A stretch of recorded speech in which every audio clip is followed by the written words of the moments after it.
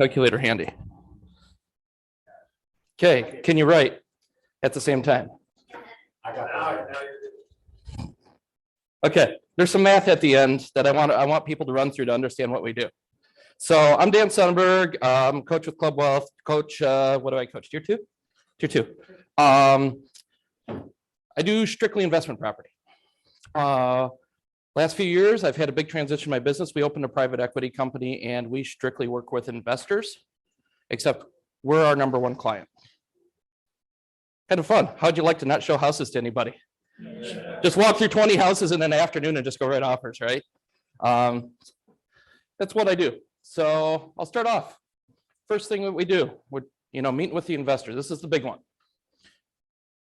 We bought 20 houses in the last 12 months with exactly that much of my own money. Now, just because it's no money down doesn't mean there's no money down, just not my money. So the big thing is to remember, all these people are in your sphere of influence. How many people here have been in the real estate business for more than 5 years? Oh, so most of the room. Great. If you couldn't raise $5 million by the time you get home this weekend, you've done something wrong with your sphere. It's all in your CRM. How many people have sold a house where the seller didn't have a mortgage to pay off? Okay, now you know who your first call is when you get done. It's this simple. The investor's already in your CRM. Here's the kicker. They don't own investment real estate. If they wanted to own real estate, would they already own real estate? Yeah. Here's the other one. Just because they don't look like they have money doesn't mean they don't. Couple books to read if you want to know. Millionaire Next Door, Money Secrets of the Rich. Authors are there. If you need to take a picture, take a picture. If you got the book, you should probably already have the book ordered on Amazon. Here's a kicker. I'll pick on my in-laws. Pastor and school teacher. You think, what'd you think to ask them? My neighbors next door, carpenter and a school teacher. I said something to them. They bought 5 houses. Food for thought. Here's the other thing. This is where I want you to take everything you've learned about being a realtor and just put it in a box and go lock it up and stick it in the corner for a few minutes. We're not selling anything. We're presenting an opportunity. These people, who here believes in real estate is probably one of the best investments you can do? Okay. They don't know that. They're not in the field. All they've done their entire lives is listen to their financial planner about diversity, which I call mediocrity. No tax benefits. The tax benefit that you want is all it's going to be is shoving the money in a 401k and not paying tax on it now. The conversation you have with them. So how many people here have a financial planner? How many of your financial planners tell you the ins and outs of the stocks they want you to buy? Anybody? Anybody have a financial planner? It's like buy Apple stock because they make a nice iPhone, or don't buy Apple stock because Michael says iPhones are crap. Right? Thankfully, I caught myself there so I don't get fined. Anyway, it's about money and emotion. Also, have the paperwork ready. How many people have done a listing agreement, had the paperwork in a briefcase, and the person was ready to go? You pull out the paperwork, you set it down, and all of a sudden they come up with like 20 more objections. It happens to all of us. Start talking to people. When you meet with them face to face, first thing you do, pull the paperwork out. When you pull the paperwork out, before you start talking, what does the person do? They pick it up and read it, right? They want to know what you're meeting about. Our paperwork doesn't say real estate.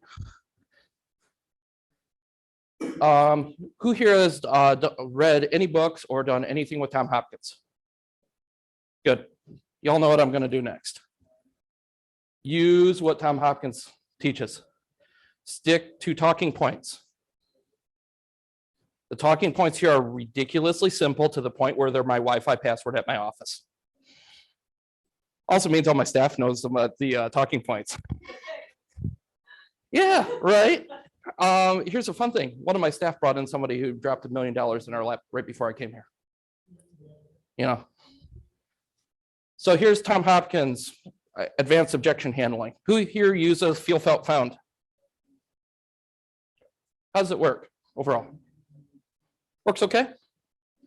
Does it create more objections? Do you use feel, felt, found? Okay. So this is advanced objection handling. Feel, felt, found is simple objection handling. First thing you want to do is hear them out. Then you want to pause for 6 seconds.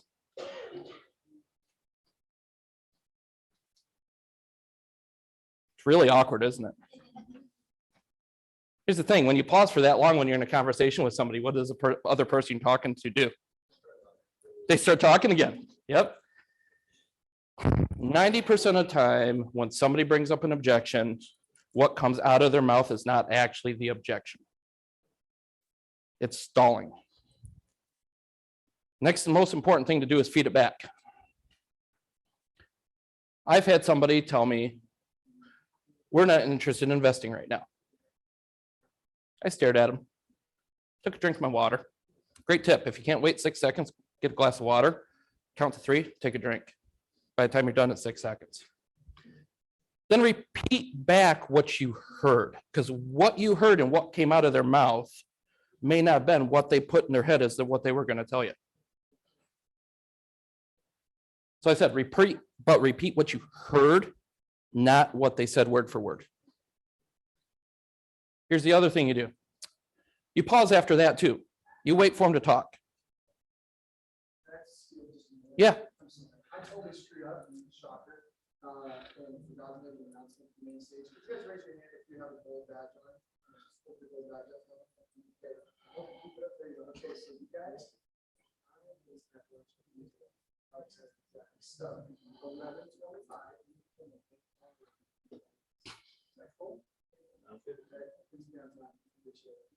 And then that's it. You guys be awesome. By the way, Coach Daniel, will he share with you right now? Like this guy knows how to use other people. This is good stuff. Thanks, Michael. I'll remind you of that when we're done. Gold badges, main ballroom for lunch. Here's the next thing you do. You question it.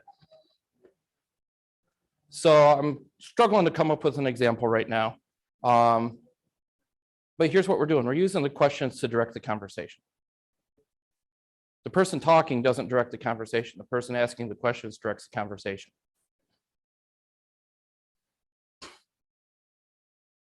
Again, 6-second pause after each one of these steps. It's really awkward. It makes, you're not going to blow through a listing presentation using this technique in 45 minutes. But the amount of money we make is about 100 times more than you would normally make on a listing agreement. Here's the thing. When you get them to say what you wanted them to say, repeat it. Answer it. Right? I have this fun game. When we get to talking points, you'll understand. I have my talking points. I meet with financial planners to get them to invest with me, and they do. But I get them to say my talking points without ever saying the talking point. It's a fun game. Then confirm the answer. What you're doing is if they have an objection. So it's like, hey, I'm not interested in investing in the market right now. It's going down too much.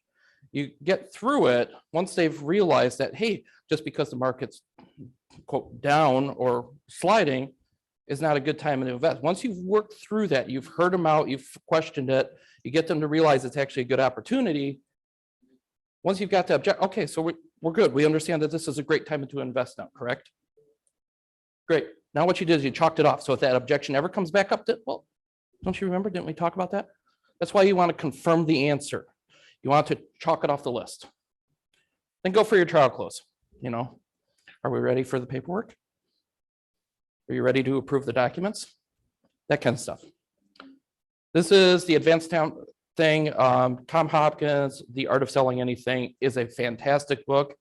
He has 2 other ones, Art of Selling Financial Services and The Art of Selling Real Estate. If you get The Art of Selling Real Estate, you realize that's a lot of the same stuff we cover in Club Wealth. It's just basic selling real estate, financial services, basic selling of financial services. So here's the talking points. So if you don't have a book, you better be writing these down. So we do these in the order of importance because here's how they're designed. The people with the most money react to the first one best. The people that are broke react to the last one. I've never had anybody have enough money to invest with me when it took them till 6 or 7. But we have to do it. So number one talking point, safety. Safety is paramount. Who here knows what paramount means? Go for it. You get that mic, Andy?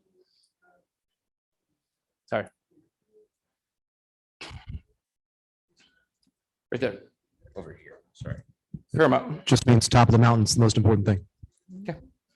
Most people don't know what it means. I mean, paramount. So when I'm speaking with a successful investors such as yourself, if I'm speaking with successful business owners such as yourself, the paramount thing they're looking for is safety. Would you agree safety is paramount to you?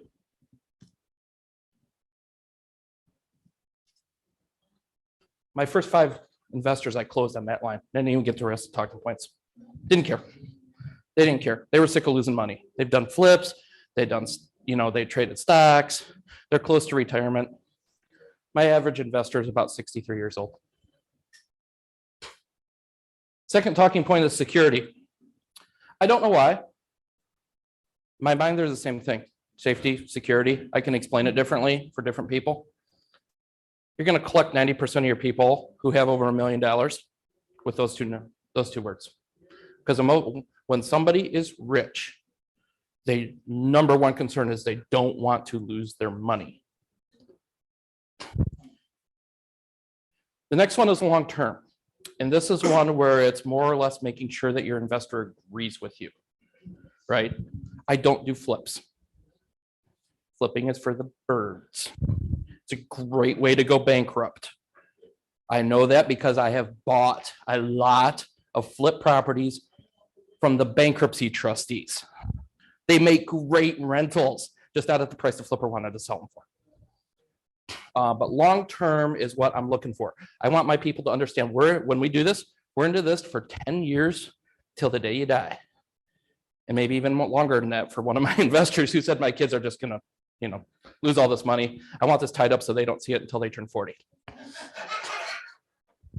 So this is, to me, the most important thing. This is why I did this. Cash flow. I do not invest in a property unless it makes at least $800 a month. Now, let me rephrase that. I've gotten into some 600 now that the price has gone down, but we're looking to make anywhere, we do this on a split. We're looking to make $300 to $400 per month per property. Typically my investors, we'll get into the numbers a little later, but cash flow is your fourth talking point. Most of my people are this close to retirement, right? This close.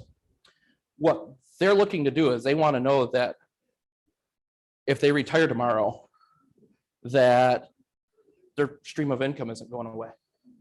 That's what they're looking for. They're looking for that safety, security, and the cash flow is the one thing that financial investors don't talk about. Your investment advisor, how many people say, here's how much money you need to retire, so this is how much money we have to save, right? That's the conversation we've all had with our financial advisor. What they don't talk about is the fact that a vast majority of them don't have a product to actually create cash flow. Dividend stock, sure, but the stock is still fluctuates up and down, and your dividend is based on the value. So if your dividend stock goes down 50%, your income goes down 50%. How many people have seen rents go down like significantly, like 20, 30%? How many people have seen a fixed rate mortgage go up 30 or 40%? Not an ARM, a fixed rate. Doesn't happen. This next one's tax benefits. This is fun for me. One of the top producers in our real estate market is one of my investment clients. Top real estate agent is one of my investment clients. After his W-2 income on his side, he's got a business partner in it. He was mid-6, 140, 160 on his W-2. as a real estate professional plus his business income besides. We got him down to an effective tax rate of 2%. Cost segregation, section 179 of the tax code. I'd explain it to you, but that's a class in and of itself. Accelerated depreciation, you got it. Unfortunately, that starts to go away next year. It's 100% this year for anything 15 years. Yeah, going in the weeds. Never mind, moving on. You got more questions, I can give you my contact information later. So rate of return. For whatever reason, this is where I start to get people attracted, because people who are concerned about what's a rate of return? What's a rate of return? They typically don't have enough money to invest with me. I don't know why people who are concerned about getting that maximum rate of return. Now, a rate of return on a cash and cash basis is good. I'll let you just decide what you think of the numbers when we get to the end. The other one's capital growth. So we're buying real estate. Who here bought real estate in 07, 06? Peak of the market. Is it worth more today than it was then? Yeah, okay. So even if you buy it at a dead peak, you just wait long enough, it will grow. Capital growth. I've never actually had to get to that talking point, because by the time I hit, if long-term cash flow or tax benefits, if all of a sudden all they're waiting for is rate of return, I typically just close the book and walk on. I'll use those as an objection handler if I have to, but I already know I've got that person closing at safety or security. So here's my deal structure. This is what I do. I do a joint venture. So sometimes we buy properties directly in LLCs. Sometimes we buy it in the investor's name if they can still finance conventional. Then we use a joint venture form. I came from the property management world, and I came as a real estate agent. There are no listing agreements. There are no buyer agencies. There are no property management agreements. I only use a joint venture. I own 51%. Who here has had a client just, no matter what advice happens, just decide, we're just going to do something really dumb, completely against advice? Everybody's had this? Yeah, okay. Yeah. When I own 51%, you're going to do something dumb. I'm just going to keep going on doing what I'm going to do. Do what's right for you. Do what's right for the investor. The investor owns 49. 51-49 is hard math. I don't like hard math. We split the profits 50-50. We split the tax benefits 50-50. You can horse trade them if you want to. That's really getting into the weeds. Upon selling, this is the important thing. Even though I own 51%, my investor gives me 100 grand. When we sell, first thing I do is take that 100 grand, give it back to him. We split profits 50-50. A lot of investors will sit there going, well, why am I giving you 50% of the property?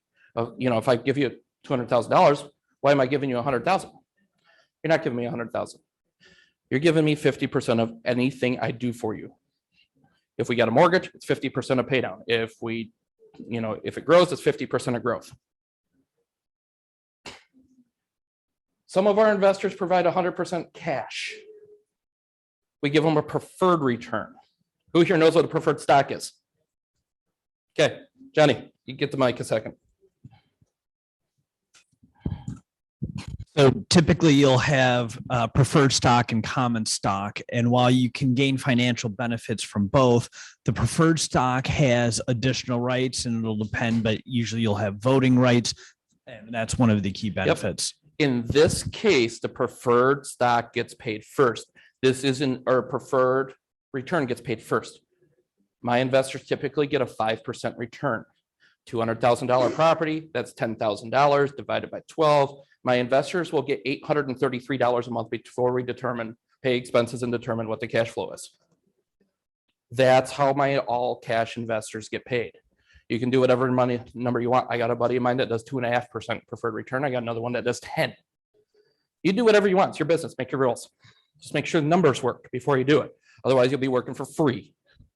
Nobody wants that. Here's the other thing. When I do a property purchase, regardless of commission, I take a $10,000 fee up front. Who here works with buyers? Who here has worked with a buyer who wants to buy a $500,000 property for 250 grand? Okay. How many offers would you write them before you fired them? At that big of a variance, Yeah. maybe one. Okay. Anybody else write more than 1, 2, 3? Okay. That's right. That's right. He does it for himself. If I'm buying a $500,000 house for $250,000, I get to keep half when we sell it. That's a $125,000 commission instead of, I don't know, $5,000, $7,500, depending on your market.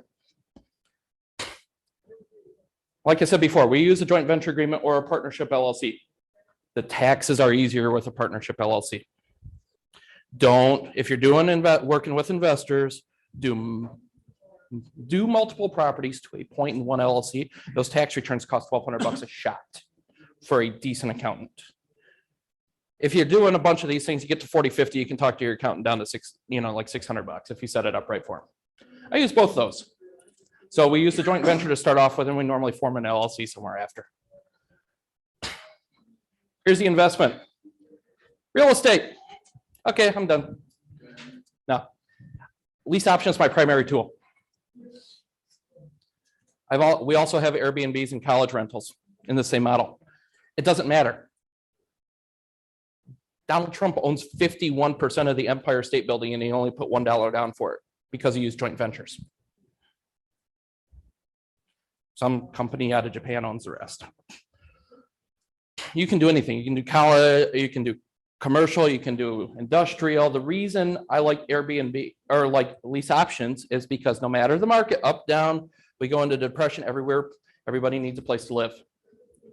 People generally don't move when the economy's down, as we're all finding out right now, right? So remember this. This is where you take everything you know about real estate as a realtor and stick it in the corner and forget about it for these purposes. It's all about the money. It's not about the real estate. There are guidelines in the real estate depending on what tool you're using to invest in. But the reality is it's just simple math.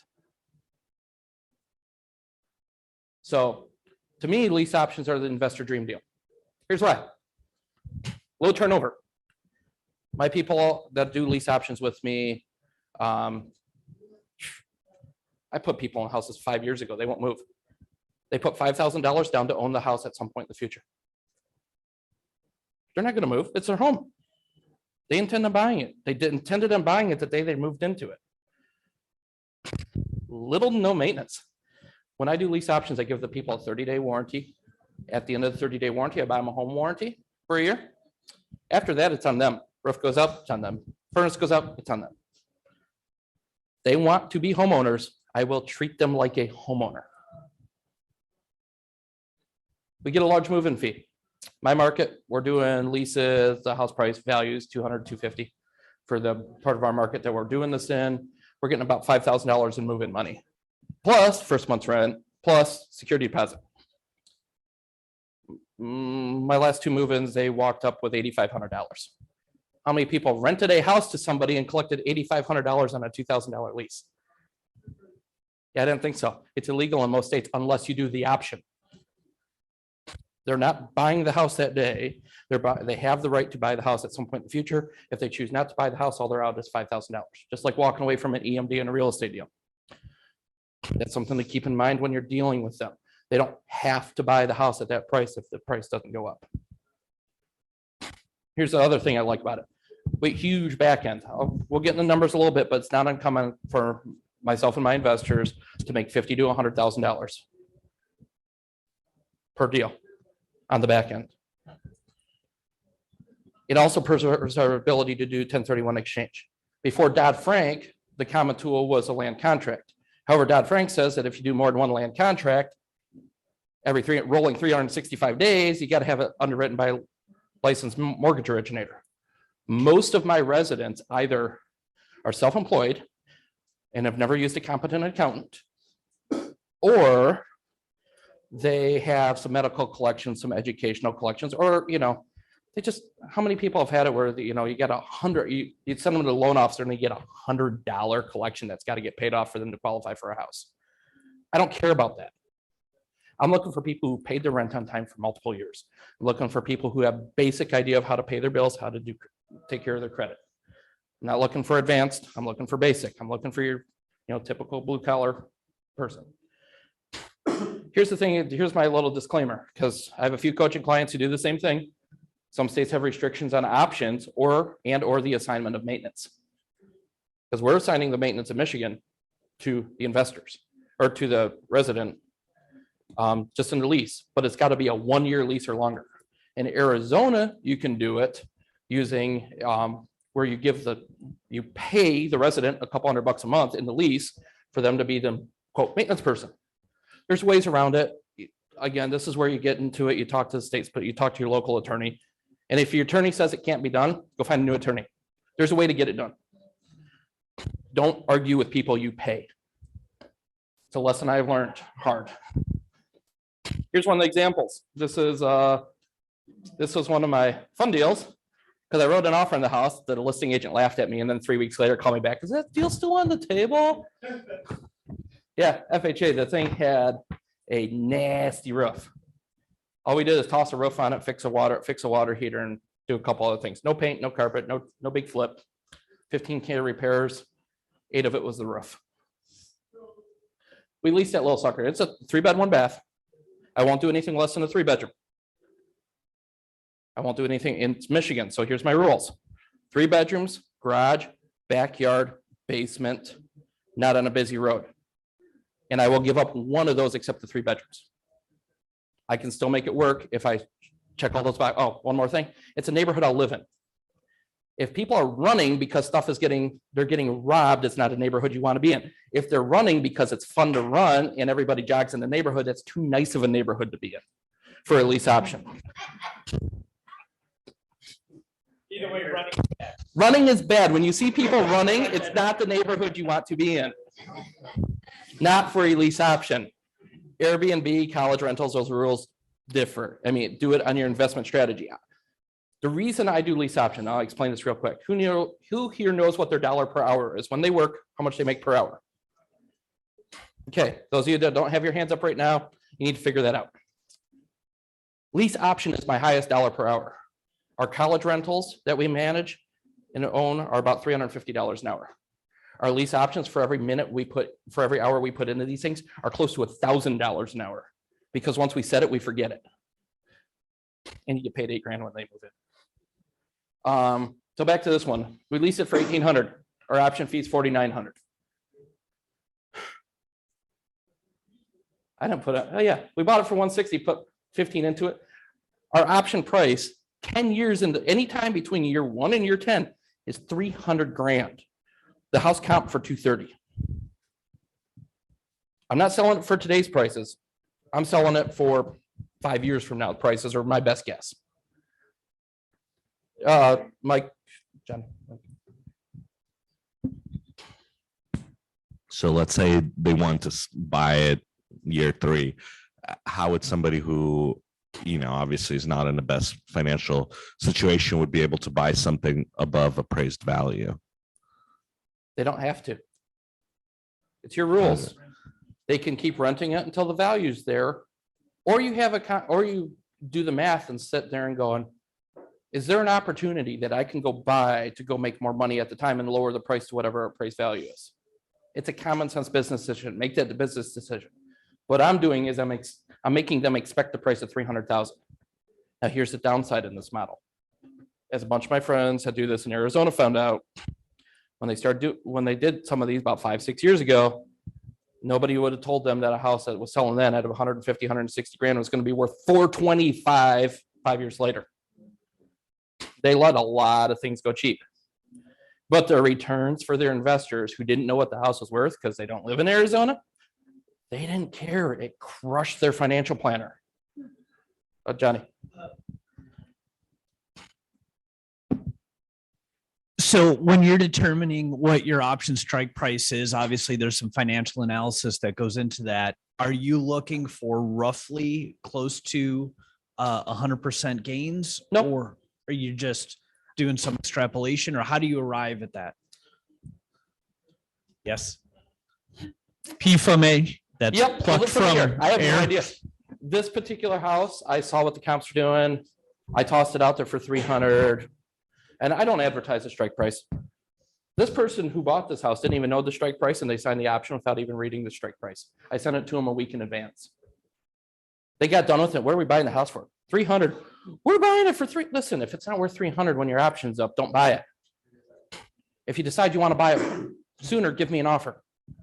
And then they immediately told me, 165. I was like, you looked at Zillow. And they just kind of chuckled and go, yeah. And I go, I'm not, read the option. You can't buy it for a year. Let's have this discussion in a year. I'm not having it now. So this investor paid all cash. He got 5% return on his money, which left us with a $600 cash flow after taxes and insurance and paying him his 5%. His return was 7% after the split. He made 7% on $175,000. I'll try to repeat it because I don't. So your entire option funds was $4,900? What? You had the option fee of $4,900 Correct. and, but you didn't collect anything else on, I mean, so if they walked away, they were essentially losing $4,900? Yep. So the question was, what are they losing if they walk away? Yeah, they're walking away from $4,900. So, I mean, do you ever ask for more than that? Do you ever ask for more than that? No. Do you have deposit or lease fees? Is it a lease? So he asked, is it a deposit or lease fees? Is it a lease? Yeah, it's a lease. There's a lease with an option. So when you have a lease, who here owns rentals right now? How many people that have a lease charge a security deposit? Okay, should we be charging a security deposit to make it look like a normal lease if you have to evict somebody? Yeah, okay. So we have the first month's rent, security deposit, and the option fee when they move in. That's why go ahead, I'll try to repeat. So the investor's 5% return, is that basically your mortgage? Yeah, that's in lieu of the mortgage. Yep, that's in lieu of the mortgage. That's like I said, that's in this case, I'm not going to try to do the math real quick because it'd take me too long. But effectively in a $200,000 model, he'd get the first $833 a month. So, okay. Let's go through one more and see if I help. So I have a feeling I'm going to start getting questioned on mortgages pretty soon. Sorry. So next one. Oh, here's the other kicker. Over the next 10 years, this $175,000 house will make the investor $215,000. That'll make me my company $128,000. That's better than the $4,800 commission it came with, yeah.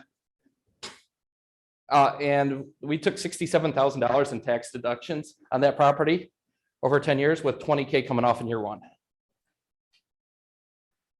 Gets real easy when you're a real estate professional to nuke a tax bill. Question is are we doing cost segregation at every property? We do it when it's right for the investor. There's a few websites out there that'll do it for the cheap on a DIY. $430. Splitting the commission with the investor when you close as well? No, no, not splitting commission. Nope. Nope. If it comes off the MLS, I'm going to take the commission.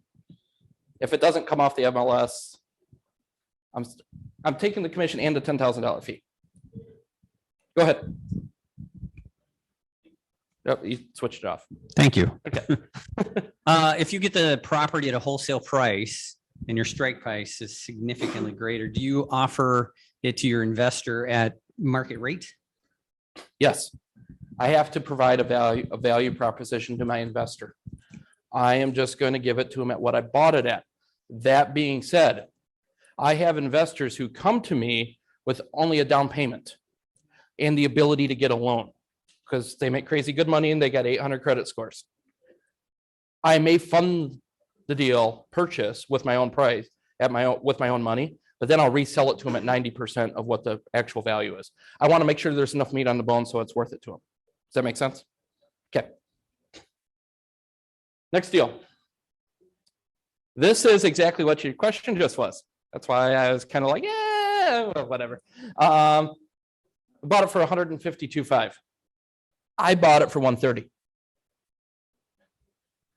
Comps were $190,000 fixed up with 15 in repairs. So we did the repairs. We sold it back to the investor at $165,000, I think was our final number, and they put a down payment in. Lease this one for $1,800 a month. And now remember when I said my rules about what I buy, and I'll drop one. This one doesn't have a basement. The other one did. Option fee $4,900. We put a strike price on this one at 260. Oop.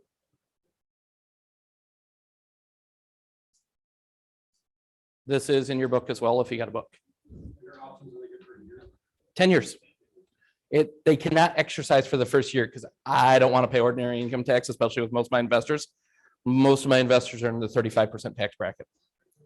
And a few of them are in California at the 35% tax bracket. Yeah, they want capital gains. In this case, the investor got a mortgage, 25% down. There was still a $600 cash flow. But because he did a down payment, his cash and cash was 8.5% first year.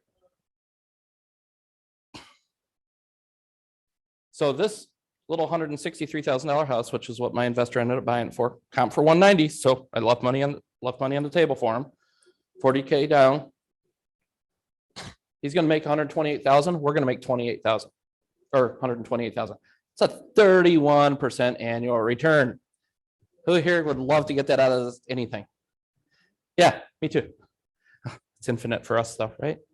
Oh, and yeah, 15K first year tax deductions, 45K in income that we do not have to pay tax on over 10 years. So that cash flow is not getting fully taxed, right? Our cash flow is not entirely getting taxed because we have the depreciation. So we took the first year tax write-off, but we still had a whole lot of tax write-off left. I think my land value on this one was 30,000. So we took 15. So we got $120,000 in depreciation. We spread out over 27.5 years. That's when we split everything. I have one investor who wants all the tax deductions because he owns a bunch of franchise medical supply stores. In exchange, I get the cash equivalent of all the tax deductions. So if he's taken 45K in tax savings, I'm taking 45K additional from the back end. We just horse traded it, right? You just figure out the math, do what's right for you. There is no right and wrong in this. So here's the monetization. So Eric, time for you to go to work. Okay, so that last property, our cash flow. This is the math, right? Do you want to know how much we make on these things? You got 10 minutes, so we'll have some time for Q&A. We did monthly cash flow of 600 times 12 times 10 years. $72,000 in cash flow we're going to make on that property in the last 10 years, in over 10 years. Now we have rent increases. Okay, this is where I'm going to tell you to write some numbers down. So if we raise the rent $100 the first year, how much more money do we make over the next 9 years of the lease? It's $108,000. It's the rent increase times 12, so we get the annual, so it's $1,200 a year. Then multiply it by the number of years remaining in the option. So we get, if I raise the rent $100, it stays the life of however long the resident stays there. And I wrote into my lease that it goes up 5% every year if I do nothing. I can raise it more, I cannot raise it. But if I just sit there, shut up, the 1 year anniversary comes around, boom, it's going up 5%. Then we have the option fee. So, okay, Eric, for your math purposes here, let's just write in $100,000. Or sorry, nope, 66,000. I had to try to memorize these numbers. So 66,000 is what we're doing for the rent increases. We got the option fee. The option fee is not taxable until they buy the house or abandon the option. Think about that. We made $60,000 in option fees last year. I don't pay tax on those, and the investor does not pay tax on those until the resident buys the house or abandons the option. I love real estate. So that's just $4,900. The back end resale. That last deal, I'm just going to round it up a little bit. I like rounding against myself when you're working with competent investors. If you round against yourself, they notice. They think you're trustworthy. So I'm going to say 165 I think we did, sorry. I'm gonna say 165, option price was, strike price was 260. So we're gonna use $95,000 for the back end. Also, I write the option.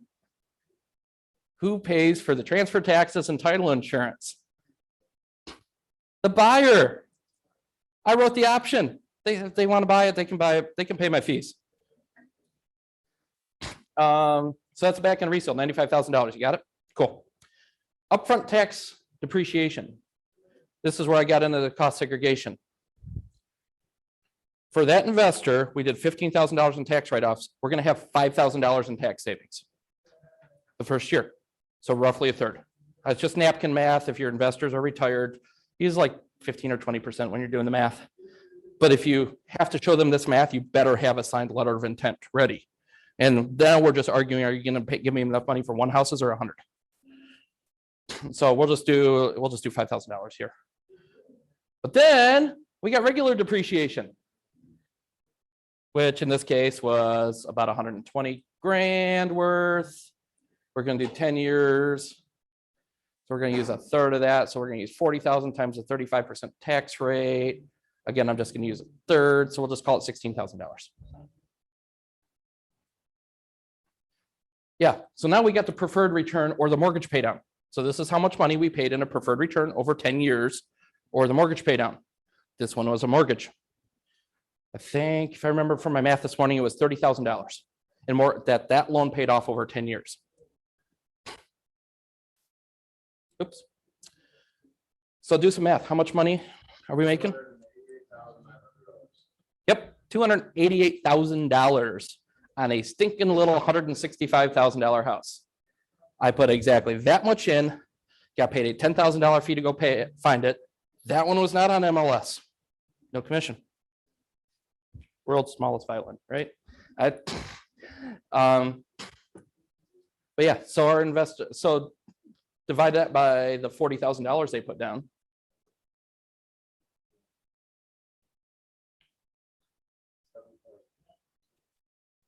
Sorry, other way around, 40,000 divided by 2. Yep.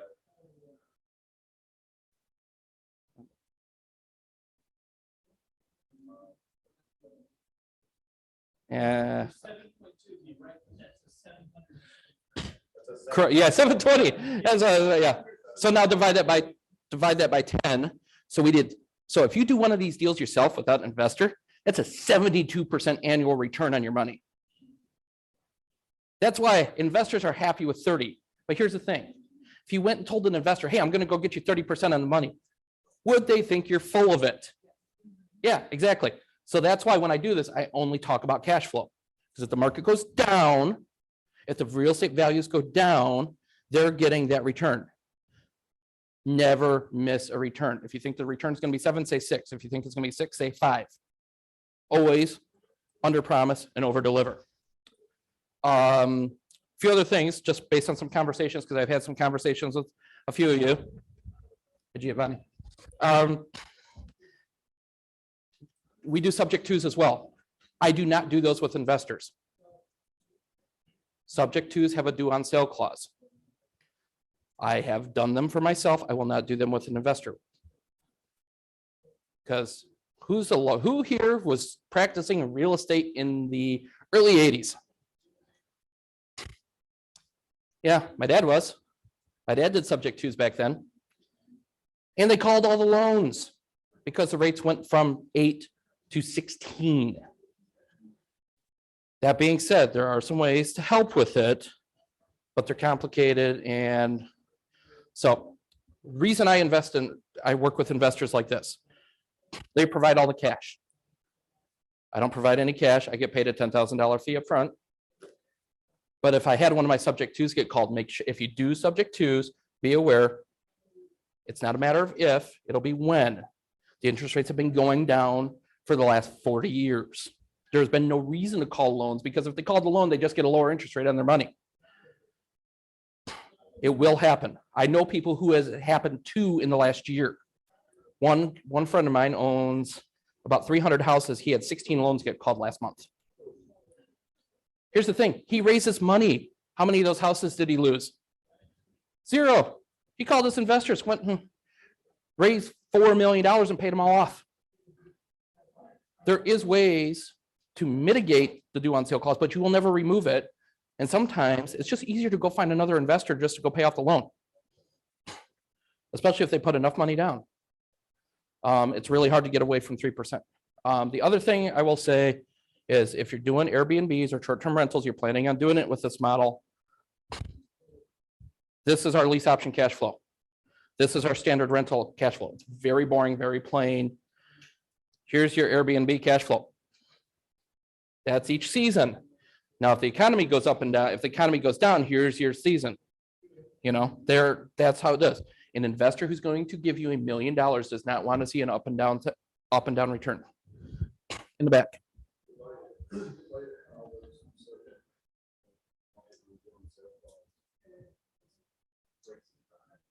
Mm-hmm.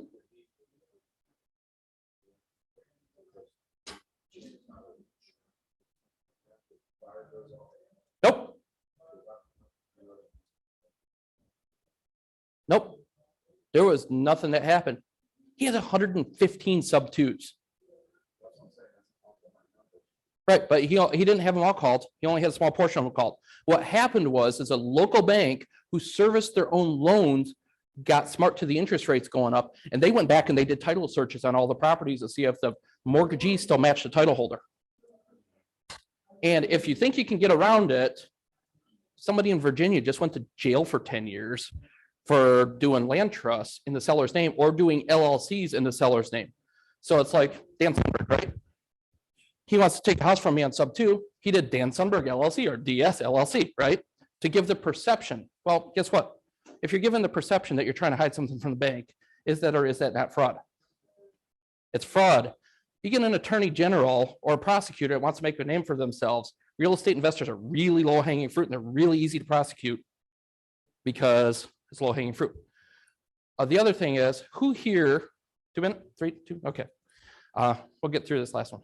Who here is thinking of saying, I'm going to buy 3 houses with 10 investors? Not 1 house per investor. Good, don't. That's a security. If anybody says you need to invest in we're going to pull a bunch of money together, buy a bunch of houses, that requires the securities license. What I do does not require that because it's 1 person per house with my company as the other investor. If you get into that, they get into securities. And if somebody says, I'm afraid of the SEC, they don't know what they're talking about. It's your state that will come after you, not the SEC. Unless you really peeved off somebody in the feds. Yes. Yeah, I've done. Here's the thing to remember. You can't manage it yourself. So don't go buying the house yourself or doing that, because as real estate agents are typically audited much higher than the general population, because we can get really creative with our write-offs. Like me nuking a real estate agent's 6-figure income down to a 2% effective tax rate, right? He'll get audited on that. I know he will. They'll look at the partnership return and go, whatever. But he's still going to get audited for the rest of his deductions. Here's the thing. If he invested that money through a self-directed IRA and self-managed the property, that'll blow up his IRA. It'll all become taxable immediately, plus penalties. So I've heard rumors from somebody that a self-directed 401k is better because the penalty for screwing it up is only 10% of the value of the IRA. I've not experienced that. So just take that for hearsay right now from people who I know who do things at the level of Mark Kohler later this afternoon. And I will say a lot of this cost segregation strategies and stuff is stuff that Mark Kohler does. So if you're here for Main Stage, make sure you're listening to him. If you want to take real estate investing seriously, he is worth a listen because he wrote the book on a lot of the stuff that we do on the tax side. And I've only scraped it because thankfully he's here, so I don't have to touch that. So about up. Yep. Any other questions? Last question. Really? Oh, I did better this time than last year. Cool. Well, thank you very much.